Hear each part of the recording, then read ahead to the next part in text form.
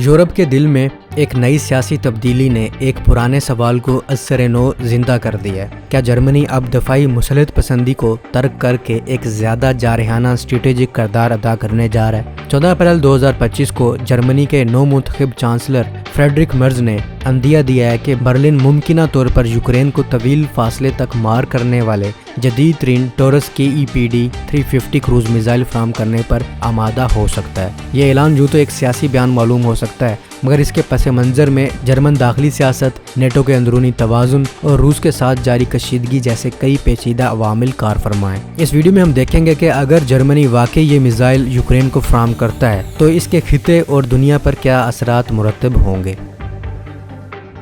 Tours KEPD 350 ایک انتہائی جدید فضا سے داغے جانے والا کروز میزائل ہے جو جرمنی کی MBDA ڈوئچلینڈ اور سویڈن کی ساب ڈائنامکس کا مشترکہ منصوبہ ہے۔ تقریباً 1400 کلو گرام وزنی یہ میزائل 5 میٹر لمبا ہے اور اسے خاص طور پر زیر زمین یا مضبوط دفاعی تنصیبات کو تباہ کرنے کے لیے تیار کیا گیا ہے۔ اس کا 480 کلو گرام وزنی میفسٹو وار ہیڈ 2 مراحل میں تباہی مچاتا ہے۔ پہلے مرحلے میں یہ کنکریٹ یا زیر زمین پناہ گاہوں کو توڑتا ہے اور دوسرے مرحلے میں اندر جا کر دھماکہ کرتا ہے۔ اس کی رینج 500 کلومیٹر سے زیادہ ہے، جو کہ یوکرین کو کرائمیا، دونباس یا حتیٰ کہ روس کے سرحدی علاقوں میں بھی اہم اہداف کو نشانہ بنانے کی صلاحیت دے گا۔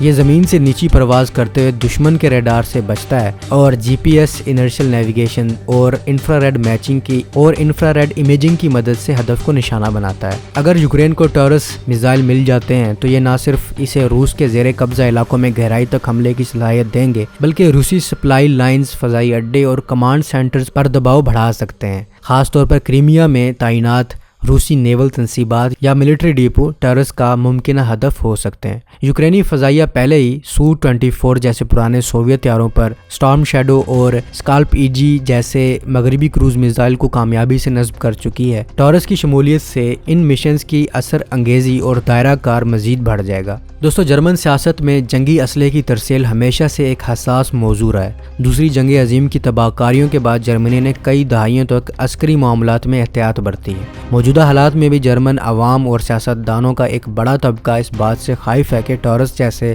ہتھیاروں کی ترسیل روس کو اشتعال دلا سکتی ہے اور یورپ کو براہ راست جنگ کے دہانے پر لے آ سکتی ہے۔ سابق چانسلر اولاف نے یوکرین کو یہ میزائل دینے کی بارہا درخواست مسترد کی ہے۔ ان کا موقف تھا کہ اس سے جرمنی جنگ میں فریق بن سکتا ہے، تاہم فریڈرک مرز کا موقف بالکل مختلف ہے۔ ان کا کہنا ہے کہ ہم اپنے اتحادی برطانیہ، فرانس اور امریکہ سے پیچھے نہیں رہ سکتے۔ یوکرین کو دشمن کی کمر توڑنے کے لیے ایسے ہتھیار درکار ہیں جو محض دفاعی نہیں بلکہ جارحانہ صلاحیت بھی رکھتے ہیں۔ ٹورس کی فراہمی سے محض یوکرین کی فوجی طاقت میں اضافہ نہیں ہوگا بلکہ یہ نیٹو کے اندر طاقت کے نئے توازن کو بھی ظاہر کرے گا۔ اگر جرمنی یہ اقدام کرتا ہے تو یہ پیغام جائے گا کہ یورپ اب دفاع کے لیے محض امریکہ پر انحصار نہیں کرے گا بلکہ اپنی دفاعی خود مختاری اور صلاحیتوں کو بھی بروئے کار لائے گا۔ دوسری طرف روس یہ اقدام ایک براہ راست چیلنج سمجھے گا۔ 2023 اور 2024 میں اسٹارم شیڈو حملوں کے بعد روس نے کرائمیا اور مغربی روس میں S-400 جیسے جدید ایئر ڈیفنس سسٹم نصب کیے۔ اس کے رد عمل میں روس سائبر حملے،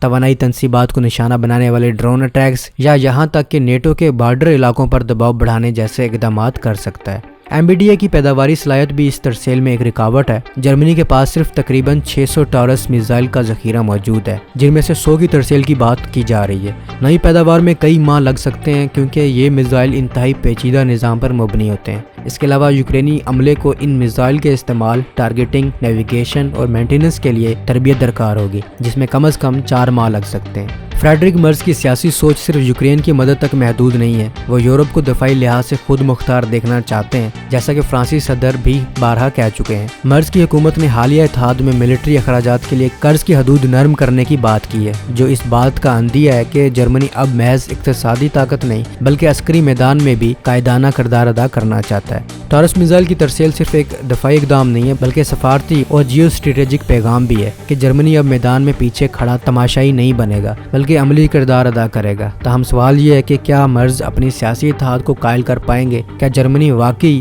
وقت پر فیصلہ کر پائے گا۔ یوکرین کی بات کی جائے تو یوکرین کو ٹیرس کی اشد ضرورت ہے، کیونکہ اس کے پاس اسٹارم شیڈو اور اسکالپ EG جیسے میزائلوں کی مقدار کم ہوتی جا رہی ہے۔ اگر جرمنی تاخیر کرتا ہے تو روس کو مزید وقت ملے گا اپنی تنصیبات کو محفوظ کرنے اور جنگ کو طول دینے کا۔